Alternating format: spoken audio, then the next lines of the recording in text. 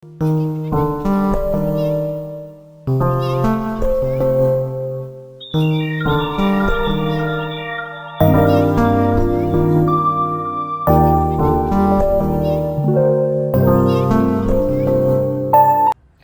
ಎಲ್ರಿಗೂ ನಮಸ್ಕಾರ, welcome back. ಹೇಗಿದ್ದೀರಾ ಎಲ್ಲರೂ ಚೆನ್ನಾಗಿದ್ದೀರಾ ಅಂತ ಭಾವಿಸ್ತಾ ಇವತ್ತಿನ ವ್ಲಾಗ್ನ ಸ್ಟಾರ್ಟ್ ಮಾಡ್ತಾ ಇದ್ದೀನಿ. ಇವತ್ತು ಅನಿಲ್ ಬರ್ಡೇ ಇದೆ, ಜೂನ್ 9 ಇವತ್ತು ಸ್ವಲ್ಪ ದೇವಸ್ಥಾನಕ್ಕೆ ಹೋಗೋಣ ಅಂಥೇಳಿ ರೆಡಿ ಆಗಿದ್ದೀನಿ. ಬ್ರೇಕ್ಫಾಸ್ಟ್ ಎಲ್ಲ ಮಾಡಿಟ್ಟೆ, ಅಂದರೆ ಬೆಳಗ್ಗೆ ಕೃಷ್ಣನ ಸ್ಕೂಲಿಗೆ ಕಳಿಸ್ಬೇಕಿತ್ತಲ್ಲ, ಸೊ ಹಂಗಾಗಿ ಬೆಳಗ್ಗೆ ಪಲಾವ್ ಮಾಡಿದೆ. ಇವತ್ತು ಪಲಾವು, ಮೊಸರು ಬಜ್ಜಿ ಜೊತೆಗೆ ಸಾಂಬಾರು ಕೂಡ ಎಲ್ಲ ರೆಡಿ ಮಾಡಿಟ್ಟಿದ್ದೀನಿ. ಮಸೊಪ್ಪು ಸಾರು ಮಾಡೋಣ ಅಂಥೇಳಿ ಇವಾಗ ರೆಡಿ ಆಗಿದ್ದೀನಿ. ದೇವಸ್ಥಾನಕ್ಕೆ ಹೋಗೋಣ ಅಂತ ಸಿಂಪಲ್ಲಾಗಿ ನೋಡಿ ಇವತ್ತಿನ ವ್ಲಾಗ್ ಹೇಗಿರುತ್ತೆ ಅಂಥೇಳಿ. ಏನು ಪ್ಲ್ಯಾನ್ ಇಲ್ಲ, ಯಾಕಂದರೆ ಎಲ್ಲೂ ಹೋಗೋಕ್ಕಾಗಲ್ಲ. ಅವರು ಮನೆಯಲ್ಲೇ ಸ್ವಲ್ಪ ಸಿಂಪಲ್ಲಾಗಿ ಕೇಕ್ ಕಟ್ ಮಾಡೋದು ಮತ್ತು ಬರ್ಡೇ ಮಾಡೋದು, ತಿನ್ನೋದು ಅಷ್ಟೇ. ಕೇಕು ಅವರೇನು ಅಷ್ಟು ತಿನ್ನೋದಿಲ್ಲ, ಸುಮ್ಮನೆ ಒಂಚೂರು ನಾವು ತಿನ್ನೋದಷ್ಟೇ. ಓಕೆ, ಬನ್ನಿ ನೋಡೋಣ. ಇವತ್ತಿನ ವ್ಲಾಗ್ ಇಷ್ಟ ಆದರೆ ಲೈಕ್, ಶೇರ್, ಕಮೆಂಟ್ ಹಾಗೂ ಸಬ್ಸ್ಕ್ರೈಬ್ ಮಾಡ್ಕೊಂಡು ನೋಡಿ, ಸಪೋರ್ಟ್ ಮಾಡಿ. ನಿಮ್ಮ ಒಂದು ಪ್ರೀತಿ ಪ್ರೋತ್ಸಾಹ ಯಾವಾಗಲೂ ಇರಲಿ ಅಂತ ಕೇಳ್ಕೊಳ್ತೀನಿ. ಬನ್ನಿ ಶುರು ಮಾಡೋಣ. ಹುಟ್ಟಿದ ಹಬ್ಬ ಅಂತ ಅಂದಮೇಲೆ ದೇವರ ಆಶೀರ್ವಾದ ಬೇಕೇ ಬೇಕು. ಮನೆಯಲ್ಲೂ ಕೂಡ ಪೂಜೆ ಮಾಡ್ತಾ ಇದ್ದೀನಿ. ಅದಾದ ನಂತರ ದೇವಸ್ಥಾನಕ್ಕೆ ಹೋಗೋಣ ಅಂತ ಹೇಳಿ ಮನೇಲಿ ಪೂಜೆ ಮುಗಿಸ್ಕೊಂಡು ಇಲ್ಲೇ ರಾಯರ ಮಠಕ್ಕೆ ಹೋಗೋಣ ಅಂತ ಅಂದ್ಕೊಂಡ್ವಿ. ಇವತ್ತು ಬರ್ತಡೇ ಅನಿಲ್ದು. ಸೊಂಟ ಮಾತ್ರ ಹಂಗೆ ಇದೆ, ಸ್ವಲ್ಪ ಪರವಾಗಿಲ್ಲ ಕಂಪೇರಿಟಿವ್ಲಿ ಅಲ್ವಾ. Happy birthday. ಅದೇ ಇತ್ತಲ್ಲ ನಿಮ್ಗೆ, ಅದೇ ಇಷ್ಟ ಆಗಿತ್ತಲ್ಲ, ಚೆನ್ನಾಗಿ ಕಾಣಿಸ್ತಾ ಇತ್ತು ಅದು. ಅದನ್ನು ಇಷ್ಟಪಟ್ಟಿದ್ರಿ, ತುಂಬ ಇಷ್ಟಪಟ್ಟು ತೊಗೊಂಡ್ರು. ಅದಕ್ಕೆ ಸೇಮ್ ಅದನ್ನೇ ಹುಡುಕಿದ್ದೀನಿ, ಸಿಕ್ಕಾಪಟ್ಟೆ ಹುಡುಕಿದ್ದೀನಿ. ಬೇರೆ ಕಲರ್ ತೊಗೊಂಡಾಗ್ತದೆ, ಕಲರ್ ಅದು ಬೇರೆ ಥರ ಗೊತ್ತಾಗಿತ್ತು.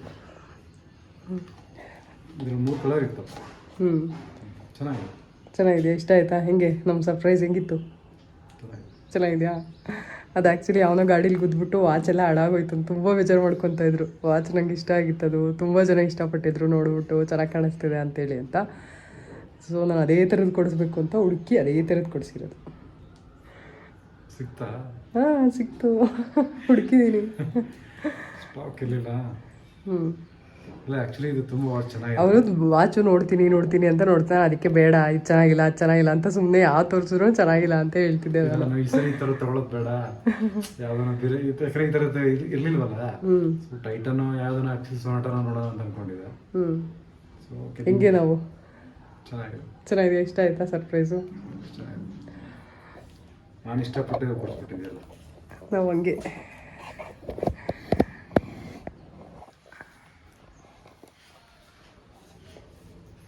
ಹಾಕೊಳ್ಳಿ. ಚಾರ್ಜ್ ಹಾಕ್ಬೇಕು. ಚಾರ್ಜ್ ಹಾಕ್ಬೇಕಾ? ಚಾರ್ಜರ್ ಅದ್ರೊಳಗೆ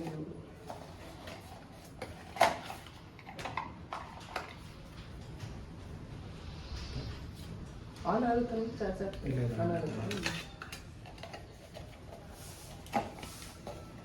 ಗ್ರೀನ್ ತಗೊಳ್ಳೋಣ ಅಂದ್ಕೊಂಡೆ. ಗ್ರೀನ್ ನಿಂತ ನಿಂಗೆ ಚೆನ್ನಾಗಿ ಕಾಣಿಸ್ತಾ ಇತ್ತಲ್ವಾ ಕಲರು, ಅದಕ್ಕೆ ಇದೇ ವಾಚ್. ಸೇಮ್ ಅದೇ ವಾಚ್ ಹುಡುಕಿ ತೊಗೊಂಡಿರೋದು, ಅದೇ ಥರದ್ದು. ಇವಾಗ ದೇವಸ್ಥಾನಕ್ಕೆ ಬಂದ್ವಿ, ರಾಯರ ಮಠಕ್ಕೆ ಬಂದ್ವಿ. ಇಲ್ಲೇ ನಮ್ಮ ಮನೆ ಹತ್ರನೇ ರಾಯರ ಮಠ ಇದೆ, ಅಲ್ಲಿಗೆ ಹೋಗಿದ್ವಿ. ಅನಿಲ್ಗೆ ತುಂಬಾ ಇಷ್ಟ, ಹಾಗಾಗಿ ಇಲ್ಲಿಗೆ ಬಂದ್ವಿ. ಚೆನ್ನಾಗಾಯಿತು ದರ್ಶನ ಎಲ್ಲ. ಲೇಟಾಗಿಬಿಟ್ಟಿತ್ತು ಆಲ್ರೆಡಿ, ಬಟ್ ಇನ್ನೂ ತೆಗ್ದೇ ಇತ್ತು. ಅನಿಲ್ ಸ್ವಲ್ಪ ಎದ್ದು ಅವರು ಸ್ಟ್ರೆಚಸ್ ಎಲ್ಲ ಮಾಡಿ ಎಲ್ಲ ರೆಡಿ ಆಗೋದು ಸ್ವಲ್ಪ ಲೇಟೇ ಆಯಿತು. ಆದ್ರೂ ಕೂಡ ದರ್ಶನ ಸಿಕ್ತು. ದರ್ಶನ ಆಗುತ್ತೋ ಇಲ್ವೋ ಅಂತ ಅಂದ್ಕೊಂಡಿದ್ವಿ, ಬಟ್ ದರ್ಶನ ಆಯಿತು, ಚೆನ್ನಾಗಾಯಿತು. ಹಾಗೆ ಬರ್ತಾ ಸಬ್ಸ್ಕ್ರೈಬರ್ ಕೂಡ ಸಿಕ್ಕಿದ್ರು, ಅವ್ರನ್ನ ಕೂಡ ಮಾತಾಡಿಸ್ಕೊಂಡು ಬಂದ್ವಿ. ನಂತರ ಬ್ರೇಕ್ಫಾಸ್ಟ್ ಮಾಡ್ತಾಯಿದ್ದೀವಿ. ಪಲಾವ್ ಮಾಡಿದ್ದೆ ಇವತ್ತು, ಪಲಾವು ಮೊಸರು ಬಜ್ಜಿ ಚೆನ್ನಾಗಿತ್ತು. ಒಳ್ಳೆ ಬ್ರೇಕ್ಫಾಸ್ಟ್ ಆಯಿತು.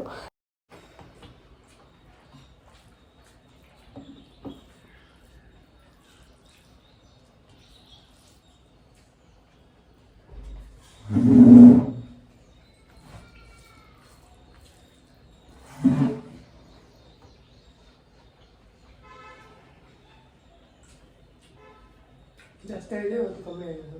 ಕಂಪೇರ್ ಮಾಡಿ ಸಿಂಪಲ್ ರಿಲ್ಯಾಕ್ಸ್ ಆಗಿದೆ. ಬಟ್ ಅದು ಮೂವಿ ಇರುತ್ತಲ್ಲ, ಅದೊಂದು ಹುಷಾರು.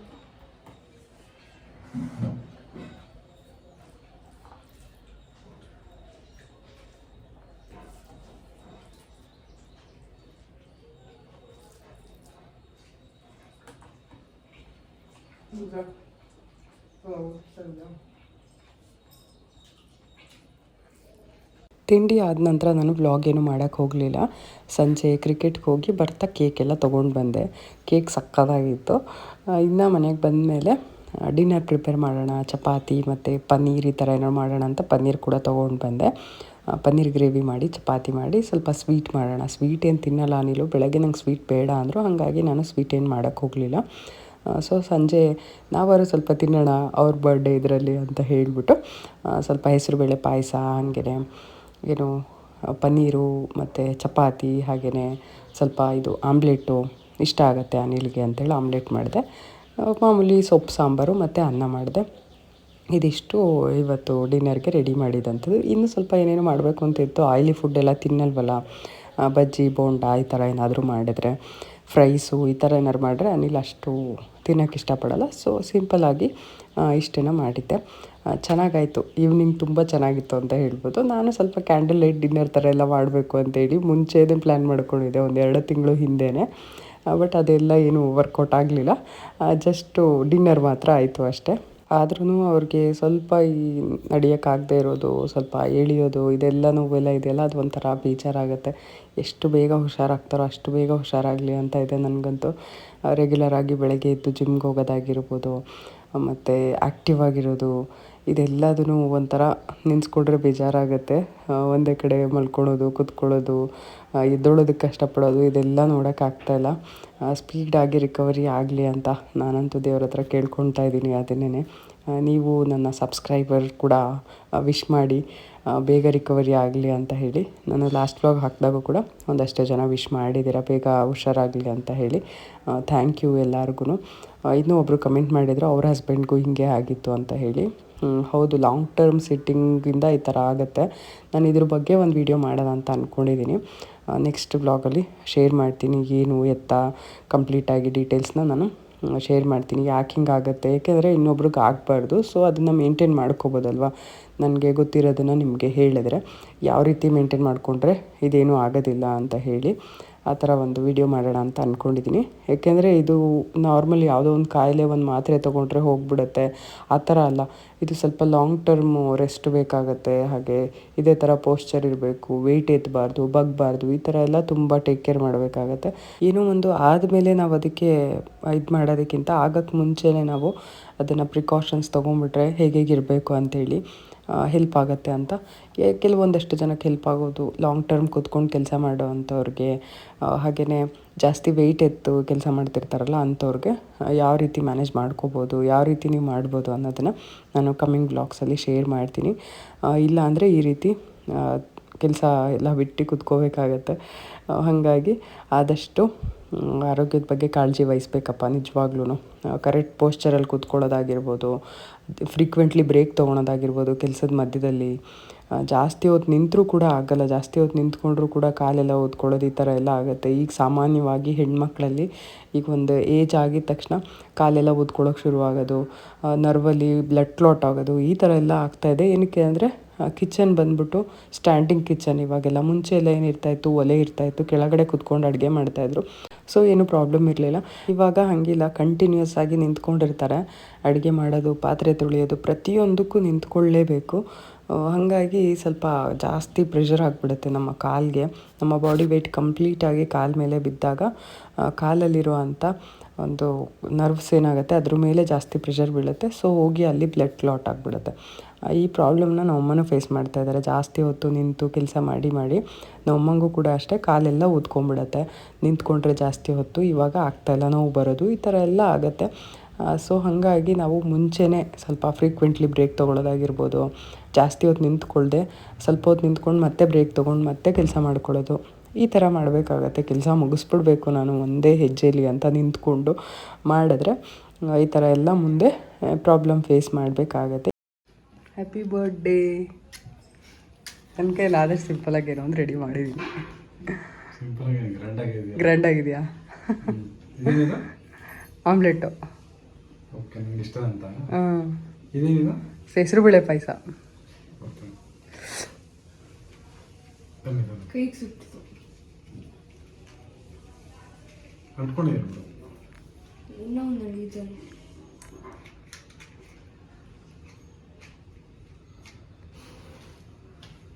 ಅದೆಲ್ಲ ಉಳಿಯುತ್ತೆ, ಒಂದೇ ಒಂದು ಸಾಕಾಗಿತ್ತು. ಕೆಳಗಡೆ ಹಾಕು. ಮ್ಯಾಜಿಕ್ ಇದ್ದಂಗೆ. ಕುತ್ಕೋ ನೀನು. Happy birthday to you, happy birthday to you, happy birthday to, happy birthday to you daddy. ಡ್ಯಾಡಿನ ಅವನು ಡ್ಯಾಡಿ ಅದ, ಅದಕ್ಕೆ ನಾನು ಡ್ಯಾಡಿ ಅಂತ ಅಷ್ಟೆ. ಹ್ಯಾಪಿ ಬರ್ಡೇ ಹ್ಯಾಪಿನಾ? ಹಾಂ.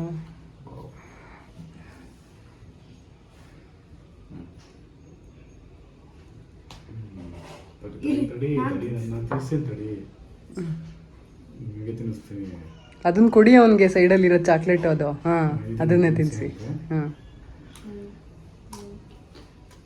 ಫಸ್ಟ್ ತಡಿಯ. ಹಾಕೋ. ಅಷ್ಟು ತಿನ್ಕೊಳ್ಳಿ. ತಡೀರಿ, ಸ್ಟ್ಯಾಂಡ್ಗೆ ಹಾಕ್ತೀನಿ, ಬರ್ತೀನಿ. ಬಾರಿ ತಿಂತಾನಪ್ಪ. ಕೇಕ್ ಇಷ್ಟಪಟ್ಟು ತಿಂತಾನ. ಈ ಕಡೆ ಕಟ್ ಮಾಡಿ.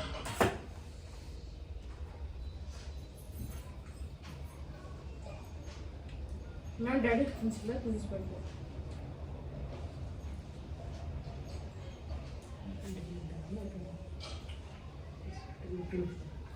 Happy birthday baby, baby.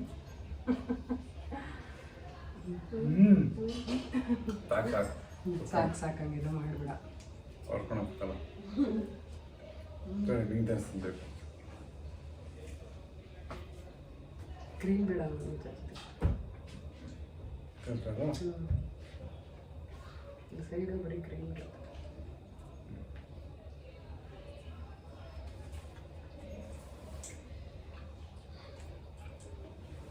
ಬೇಡ ನನಗೆ. ಖುಷಿನಾ? ಹ್ಯಾಪಿ ಸಾತಂದೆ ಹ್ಯಾಪಿ. ಊಟ ಮಾಡೋಣ? ವಿಷಯ ನೋಡಿದ್ಯಾ? ಹಾಂ, ಮತ್ತೆ ನೀವು ವರ್ಷ ಖರ್ಚು ತಗೊಂಡು ಕೃಷ್ಣ, ಖರ್ಚು ಕೊಡು ಡ್ಯಾಡಿಗೆ. ಸರಿ.